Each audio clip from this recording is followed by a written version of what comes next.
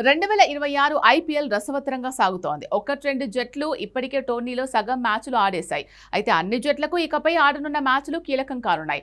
ఒక్కో మ్యాచ్ ఫలితం play offs రేసును ప్రభావితం చేస్తుంది. ఇలాంటి సందర్భాల్లో కొన్ని జట్లలో ప్లేయర్ల గాయాలు ఇబ్బంది పెడుతున్నాయి. అందుకే ఫ్రాంచైజీలు వీలైనంత త్వరగానే రీప్లేస్మెంట్లు ప్రకటిస్తున్నారు. తాజాగా చెన్నై సూపర్ కింగ్స్ కీలక నిర్ణయం తీసుకుంది. గాయం కారణంగా ఈ ఏడాది సీజన్ మధ్యలోనే వైదొలిగిన యువ ఆటగాడు ఆయుష్ మాత్రే స్థానాన్ని సీనియర్ పేసర్ ఆకాష్ మద్వాల్తో సిఎస్కే భర్తీ చేసింది.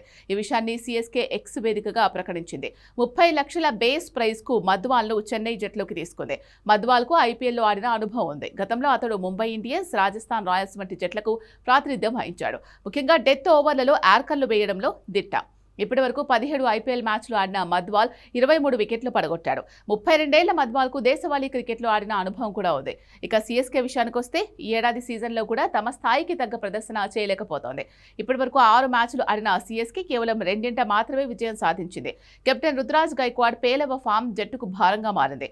అంతకు తోడు అద్భుతమైన ఫామ్లో ఉన్న మాత్రే కూడా గాయం కారణంగా దూరం కావడం జట్టుకు కొత్త కష్టాలు తెచ్చిపెట్టింది. 28 కోట్లు ఖర్చు పెట్టి జట్టులోకి తీసుకున్న యువ ఆటగాళ్లు ప్రశాంత్ వీర్, కార్తిక్ శర్మ ఏమాత్రం ప్రభావం చూపలేకపోయారు. దీంతో గత 2 మ్యాచ్లకు వారిని సిఎస్కే బెంచ్కే పరిమితం చేసింది.